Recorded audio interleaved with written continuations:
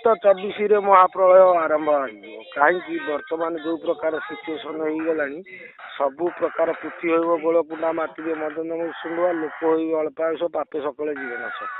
ତେଣୁ ତରିକି ଥିବୁ 13 କୁ 14 15 ଲାଗିବ ହୁନ୍ଦର, ସତକୁ ପୂଜିବ 17 18 19 ସରୁ ସରୁ ଥୋକାଏ ରହିବେ ମରୁ ମରୁ। ଏଇ ଯୋଉ କଥା ମହାପୁରୁଷ ଲେଖିଛନ୍ତି, ସେମିତି 24 ମସିହା 2023 ସରିଯିବ, 24 ମସିହା ଠାରୁ ଘୋର ପ୍ରଳୟ ଆରମ୍ଭ ହେଇଯିବ। ସବୁ ପ୍ରକାର ସବୁ ରାଷ୍ଟ୍ର ଠାରୁ ଆରମ୍ଭ କରିକି ରୋଗ ବ୍ୟାଧି ଠାରୁ ଆରମ୍ଭ କରି ସବୁ ପ୍ରକାର ଯାହା ଅଛି ଚଣ୍ଡୀ ଚାମୁଣ୍ଡା ଠାରୁ ଆରମ୍ଭ କରି ସମସ୍ତେ କିଳିକିଳା ନାଦ କରିବେ। ଆଉ ପ୍ରଳୟ ହବାଟା ନିଶ୍ଚିତ, ସେଥିରେ ଭୁଲ ନାହିଁ। ଅଚ୍ୟୁତଙ୍କ ବଚନ କେଉଁ ଅନ୍ୟଥା ହେଇବନି, ପଞ୍ଚମହାପୁରୁଷଙ୍କ ବଚନ କେଉଁ ଅନ୍ୟଥା ହବନି। ଯାହା ଲେଖିଛନ୍ତି ସବୁ, ଆଉ ସବୁ ହିଁ ଓଡ଼ିଶାରେ ପରୀକ୍ଷା ହବ। ଆଚ୍ଛା ବାବା, ତାହେଲେ ମହାପ୍ରଳୟ ଯୋଉ 24 ଯୋଉ ମହାପ୍ରଳୟ ଆରମ୍ଭ ହବ, ଉତ୍ତରରେ ଗାଜିବ ଦକ୍ଷିଣେ ସାଜିବ, ଯୋଉ କଥା ଆମର ରହୁଛି, ସେଇଟା ଆକ୍ଚୁଆଲି କଣ? ମାନେ ବର୍ତ୍ତମାନ ଆମେ ଜାଣିଲୁ କରୋନା ଜଳ ମାଡ଼ି ଆସିବ। କରୋନା ବର୍ତ୍ତମାନ କେରଳରୁ ଟଚ୍ କଲା, ନୂଆ କରୋନା ବର୍ତ୍ତମାନ କେରଳରୁ ଟଚ୍ କଲା। ତାହେଲେ ସେଇ ଦକ୍ଷିଣରେ ଯୋଉ ସାଜିବ ଗାଜିବ ଯୋଉ ଜିନିଷ ଅଛି, ସେଇଟା କଣ ସେଇ କେରଳରୁ ଆରମ୍ଭ ହବ? ଗାଜିବ। ତା ବିଷୟରେ କଣ କହିବେ ଆଜ୍ଞା? ଉତ୍ତରରେ ସାଜିବ, ବର୍ଷା ହବ, ପ୍ରଳୟ ହବ, ପାଣି ମାଡ଼ି ଆସିବ। ପାଣି ନିଶ୍ଚିତ ପ୍ରଳୟ ହବ। ସମୁଦ୍ର ଉଜାଣି ବହିବ ନା। ଉଜାଣି ଅର୍ଥ କଣ? ଓଲଟା। ସବୁ ଯାକ ନଦୀ ପାଣି ଉପରୁ ଗଡି ଗଡିକି ହିମାଳୟରୁ ଆସିକି ସମୁଦ୍ରକୁ ମିଶୁଛି। ତେଣୁ ଉଜାଣି ଅର୍ଥ ଓଲଟା। ଓଲଟା କେମିତି ବହିବ ନା, ସେ ପୁଣି ସମୁଦ୍ର ପାଣି ଇଆଡେ ମାଡ଼ିଲେ ଓଲଟା ଚଢିବ ନା ନାଇଁ। ତେଣୁ ଉଜାଣି ବହିବ। ଏ ବ୍ରହ୍ମାଣ୍ଡରେ ଏ ପିଣ୍ଡ ଯେତେବେଳେ ପ୍ରଳୟ ତାର 7 ଦିନ ଥବ ଉଜାଣି ବହିବ। ଇଏ ସଦାବେଳେ ଯିବା ଆସିବା କରୁଛି ଶରୀରର, ନାହିଁ ବହୁତ ଧ୍ୟାନ ସେ ମୁଁ ଯାହା କହୁଛି। ଯେତେବେଳେ ପିଣ୍ଡ ବ୍ରହ୍ମାଣ୍ଡ ଏକମତ, ବ୍ରହ୍ମାଣ୍ଡରେ ଯାହା ପିଣ୍ଡରେ ସେଇଆ। ଯେତେବେଳେ ଇଏ ନିଶ୍ୱାସ ପ୍ରଶ୍ୱାସ ଚାଲୁଛି ସେତେବେଳେ ଉଜାଣି ବହିବ। ଯେତେବେଳେ ଯିବ ପ୍ରଳୟ ଶେଷ ଆସିବ, ସେ ଉଜାଣି ବହିବ ମାନେ ଓଲଟା ବହିବ। ଓଲଟା ବହିଲା ପରେ ଜୀବର 7 ଦିନ ଥବ, ଜୀବ ପ୍ରଳୟ ହେଇକି ସୂତ୍ରରେ ପଳେଇବ। ସେମିତି ଆର ଯେତେବେଳେ ବିଲୋପ ବେଳ ଆସିବ, ସିଏ ସେମିତି ଉଜାଣି ବହିବ, ଓଲଟା ଚଢିବ। ଯେମିତି ବର୍ତ୍ତମାନ ଆପଣଙ୍କର ତାମିଲନାଡୁ ସହରରେ ଏବେ ବର୍ଷା ହେଇକିରି ବର୍ତ୍ତମାନ ତାମିଲନାଡୁ ସହର ବର୍ତ୍ତମାନ ଜଳମଗ୍ନ ହେଇଛି। ଚିନ୍ତା କରୁନୁ, ଏଦିନ କୋଉ ଦିନ ବର୍ଷା ହବା କଥା କି? ନା, ସବୁ ଓଲଟା ନା। ଆଉ ସବୁ ଓଲଟା। ତାହେଲେ ଆମେ କଣ ଜାଣିବା ଯେ ବର୍ତ୍ତମାନ ମହାପ୍ରଳୟ ଆରମ୍ଭ ହେଇଗଲା ବୋଲି? ହଁ, କାହିଁ ନ ଜାଣିବ, କାହିଁ ବିଶ୍ୱାସ ନ କରିବ? ୟାର କିଛି ନିବାରଣ କିଛି ନାହିଁ। ଏଠି ଏକମାତ୍ର ନିବାରଣ ହେଲା ସତ ଶାନ୍ତି ଦୟା କ୍ଷମା ହୃଦୟରେ ଜାଗ୍ରତ କରି ନିଜକୁ ନିଜେ ରହିବା ହେଲା, ଛଡା ଆଉ କେହି ନାହିଁ। କେହି ରୋକିପାରିବେ ନାହିଁ। ଏଠି କୌଣସି ଦେବାଦେବୀ ରୋକିପାରିବେ ନାହିଁ, କି ବାପ ମା ରୋକିପାରିବେ ନାହିଁ, କି କେହି ଭାଇ ବନ୍ଧୁ ରୋକିପାରିବେ ନାହିଁ। ଏଇଟା ନିଜକୁ ନିଜେ। ଆଚ୍ଛା, ମହାପ୍ରଭୁ କଣ ଏହା ଚାହୁଁଛନ୍ତି ପ୍ରଳୟ କରିବା ପାଇଁ? ମହାପ୍ରଭୁ କଣ ଚାहे? ମହାପ୍ରଭୁ କିଏ? ଯିଏ ଚାହୁଁଛନ୍ତି କରା। ମହାପ୍ରଭୁ କଣ ଚିନ୍ତା କରିଥିଲେ? କଣ 18 ଦିନ ମହାଭାରତ ଯୁଦ୍ଧ ସାଙ୍ଗେ ସାଙ୍ଗେ ଚକ୍ରରେ କାଟି ନଥିଲେ? କାଟି ଦେଇ ନଥାନ୍ତେ? ପୁଣି 18 ଦିନ କାହିଁ କରିଥିଲେ? କାହିଁକି ସେ 18 ଦିନ ପର୍ଯ୍ୟନ୍ତ କଲେ? ତାର କିଛି ଅଛି? ଜଗତକୁ ଅଧର୍ମକୁ ବିନାଶ କରିବା ପାଇଁ କି, ଧର୍ମକୁ ସ୍ଥାପନା କରିବା ପାଇଁ କି ସେ 18 ଦିନ କରିଥିଲେ। ମହାପ୍ରଭୁ ଯିଏ ଜଗତ ତିଆରି କରିଛନ୍ତି, ତାଙ୍କୁ ବିନାଶ କରିବାକୁ କେତେ ସମୟ? ଯିଏ ତିଆରି ଗଛଟା ଲଗେଇଛି, ତୁ କ୍ୟାମେରାଟା କିଣିଛୁ, କ୍ୟାମେରାଟା ଭାଙ୍ଗି ଦେବାକୁ କେତେ ସମୟ? ଏକା ବିଧାକେ କ୍ୟାମେରା ଭାଙ୍ଗିଯିବ ନା ନାହିଁ? ଭାଙ୍ଗିଯିବ। ସେମିତି ଯିଏ ଜଗତ ତିଆରି କରିଛି, ସୃଷ୍ଟି କରିଛି, ତାକୁ ବିନା ସ୍ଥିତି କଲା, ବିନାଶ କରିବାକୁ କେତେ ସମୟ? ସେ କାହିଁକି କରିବାକୁ ଯାଉଛନ୍ତି?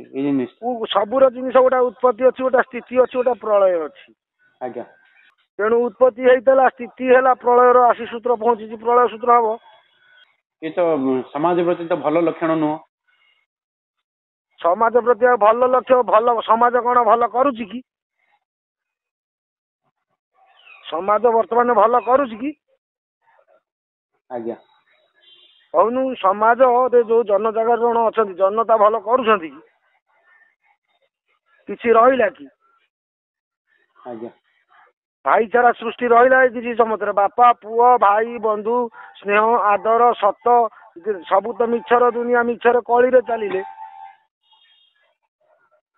ଆଜ୍ଞା ସମସ୍ତେ ତ ଏ ଠୁ ଜେଡ୍ ପର୍ଯ୍ୟନ୍ତ ସମସ୍ତେ ଯୋଗୀ ଋଷି ମୁନି ମାନେ ଠାରୁ ଆରମ୍ଭ କରି ବର୍ତ୍ତମାନ ତ ସମସ୍ତେ ପରୀକ୍ଷା କ୍ଷେତ୍ରରେ ପଢିଛନ୍ତି। ପରୀକ୍ଷା ଦେବା ବେଳ ଆଜ୍ଞା ପାଠ ପଢା ହେଇଛି, ଆସିକି ପରୀକ୍ଷା ଚାଲିଛି। ପରୀକ୍ଷାରେ ଯେମିତି ପାଠ ପଢିଥିବ ସେମିତି ପାସ୍ କରିବ ଆଜ୍ଞା ନିଜକୁ ନିଜେ, ଆଉ କେହି ଏଠି ରକ୍ଷା କରିବାର ନାହିଁ। ଭାବ ନାହିଁ ଯେ ବାପା ରୋକିବ କି ବାବା ରୋକିବ କି ସ୍ତ୍ରୀ ରୋକିବ କି ଆମେ ଛୁଆ ପିଲାକୁ ରୋକିବା କି ଛୁଆ ପିଲା ଆମକୁ ରୋକିବ। ଏଠି କେହି କାହାକୁ ରୋକିବେନି। ଏ ଯୋଉ ଜିନିଷ ବର୍ତ୍ତମାନ ଆଗକୁ ଚାଲିଲାଣି, ଯୋଉ ଜିନିଷ ହବ ସେଠି କେହି କାହାକୁ ରୋକିବାର ନାହିଁ। ତେଣୁ ନିଜେ ସଚେତନତା ହେଇ ସତ୍ୟତା ଜାଗରଣ କରି ସର୍ବଜୀବରେ ସମତା ଦୃଷ୍ଟି କରିକି ଯଦି ରଖିପାଇଲେ ପ୍ରଭୁଙ୍କ ପାଇଁ, ପ୍ରଭୁ ଜଣେ ଦୁନିଆରେ କିଏ ଅଛନ୍ତି ବୋଲି ଏତିକି ଜାଣିପାଇଲେ, ତାହେଲେ ପ୍ରଭୁଙ୍କ ପାଇଁ ଚିନ୍ତା କରିଦେଲେ ନିଶ୍ଚିତ ବନିଶୀ କଣ୍ଟା ଦ୍ୱାରା ପ୍ରଭୁ ନିଶ୍ଚିତ ରଖିବେ ପ୍ରଳୟରେ। କାହିଁକିନା ଜଗତ ପ୍ରଳୟ ହବ ନା, ଆମେ କଣ କରିବା? ଆଜ୍ଞା ପ୍ରଳୟଟା ଯେତେବେଳେ ଆସୁଛି ଜଗତ ପାଇଁ ଆସୁଛି ନା କଣ ଆମ ପାଇଁ ଏକା ଆଉଛି ବାପା? ଆଜ୍ଞା ଜଗତ ପାଇଁ। ଜଗତ ଭିତରେ ଆମେ ନା ଆଉ। ଆଜ୍ଞା ପାଣିଟା ଯେତେବେଳେ ମାଡ଼ିବ, ପ୍ରଳୟ ଅର୍ଥ ପାଣି, ପାଣିଟା ଯେତେବେଳେ ମାଡ଼ିବ ସେ ପାଣିରେ ଆମେ ସମସ୍ତେ ଭାସିବା ନା ନାହିଁ?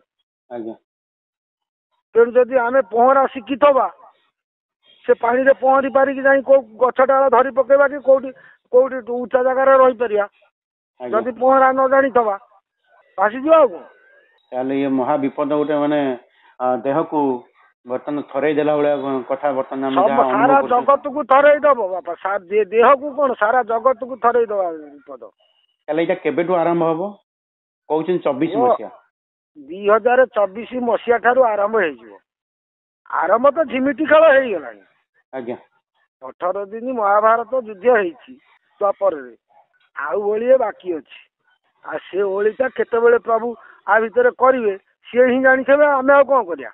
ଏତିକି ଜାଣିବା ଦରକାର ଯେ ବର୍ତ୍ତମାନ ଅତୁଥ ତୁଠ, ଅବାଟ ବାଟ, ଅମଣିଷ ମଣିଷ, ଅଘାଟ ଘାଟ ସବୁ ପ୍ରକାର ଚାଲିଛି। ସତ୍ୟ କହିବା ଜାଗାରେ ମିଥ୍ୟା କହିବା ଲୋକ ପ୍ରବଳ, ଚୋରି ନାରୀ ଭଲ ମନ୍ଦ ସବୁ ପ୍ରକାର କିଳଙ୍କାରୀ ପ୍ରବଳ। ତେଣୁ ତା ଭିତରେ ଯାହା ହବ ସବୁ ପ୍ରଭୁ କରିବେ, ଆଉ କଣ କରିବା? କରାଉଅଛି ମୁଁ ମୋ ବି ଅନ୍ୟ କେହି ନାହିଁ। ସମସ୍ତେ ତ ମଣିଷ। ସିଏ କଣ କୌରବ ଲୋକ କଣ ମଣିଷ ନୁହଁ? ସିଏ 100 ଭାଇ କଣ ତାଙ୍କ ଠି ବ୍ରହ୍ମ ନାହିଁ? ଇଏ ପାଣ୍ଡବ ପାଞ୍ଚଙ୍କ କତିରେ କଣ ବ୍ରହ୍ମ ରହିଲା, ଆଉ ସେ 100 ଭାଇଙ୍କ କତିରେ କାହିଁ ବ୍ରହ୍ମ ନଥିଲା? ସମସ୍ତଙ୍କ କତିରେ ଏକ ବ୍ରହ୍ମ। ତେଣୁ ସିଏ 100 ଭାଇ କାହିଁ ତ୍ୟାଗ କରିଦେଇ 5 ଜଣ କତିରେ କାହିଁ ରହିଲେ? ନାଇଁ 5 ଜଣଙ୍କ ଦ୍ୱାରା ଧର୍ମ ଆତଜାତ ହବ, ସୃଷ୍ଟି ରହିବ। ଇଏ 100 ଦ୍ୱାରାଙ୍କ ଧର୍ମ ରହିବ ନାହିଁ। ତେଣୁ 100 ଲୋକକୁ ତ୍ୟାଗ କରି 5 ଜଣ କତିରେ ରହିଲେ। 5 ଜଣକୁ ଅସ୍ତ୍ର କରିକି ଜଗତକୁ ଦିଗ୍ଦର୍ଶନ ଦେଖେଇଲେ, ଜଗତ ଦେଖ ଧର୍ମ କଣ ଆଉ ଅଧର୍ମ କଣ। ଅଷ୍ଟାଦଶ ପୁରାଣ ଲେଖିଦେଲେ, ଗୀତାରେ 18 ଅଧ୍ୟାୟ ଅର୍ଜୁନକୁ ପ୍ରାଞ୍ଜଳ ଭାବରେ ବୁଝେଇ ଦେଇକି ଜଗତକୁ ଦିଗ୍ଦର୍ଶନ କରିବା ପାଇଁ, ଜଗତ ଦେଖ ଧର୍ମ ଗୋଟେ କଣ ଆଉ ଅଧର୍ମ କଣ। ଇଏ ଜଗତ ଯଦି ତା ଧର୍ମ ବୁଝିଥବ, ଯିଏ ଧର୍ମ ବୁଝିଥବ, ଆଉ ବାପର ପୁଅ ସଦାବେଳେ ବାପର ପୁଅ ନା ଆଉ। ଆଉ ଯଦି ବାପର ପୁଅ ନ ହେଇଥିବ, ବାପାକୁ ଖୋଜିଲେ ସେତେବେଳେ ବାପା ତମ କଥା ଶୁଣିବ ନା? ଏଇ ହଉଛି କଥା ଆଉ ଫାଇନାଲ, ଆଉ କଣ? ଆଚ୍ଛା, ତାହେଲେ ଦର୍ଶକ ବନ୍ଧୁ, ଆପଣ ମାନେ ବର୍ତ୍ତମାନ ନିଜକୁ ସୁରକ୍ଷା ଦିଅନ୍ତୁ। ମହା ବିପତ୍ତି ବର୍ତ୍ତମାନ ମାଡ଼ି ଆସୁଛି। ସେ ବିପତ୍ତିରୁ ରକ୍ଷା ପାଇବା ପାଇଁ ସରକାରଙ୍କ ଗାଇଡଲାଇନ୍ସକୁ ଆପଣ ଫଲୋ କରନ୍ତୁ, ଆଉ ପ୍ରଭୁଙ୍କ ସ୍ମରଣରେ ରୁହନ୍ତୁ। ଯେମିତି ଏ ପ୍ରଳୟରୁ ଆମେ କରୋନାକୁ 2020ରୁ ନେଇକରି 22 ମସିହା ପର୍ଯ୍ୟନ୍ତ ଆମେ ଫାଇଟ୍ କରିଥିଲେ, ସେହିପରି ମଧ୍ୟ ଏ କରୋନାକୁ ମଧ୍ୟ ଆମେ ବିପଦରୁ ଏଡ଼ାଇ ଦେଇପାରିବା ଯଦି ଆମେ ନିଷ୍ଠାପର ରହିବା ଓ ପ୍ରଭୁଙ୍କର ସ୍ମରଣ କରିବା ଆଉ ସରକାରଙ୍କର ନିର୍ଦ୍ଦେଶନାମାକୁ ପାଳନ କରିବା। ତାହେଲେ ଆମେ ମହାବିପତ୍ତିକୁ ଟାଳି ଦେଇପାରିବା। ଜୟ ଜଗନ୍ନାଥ।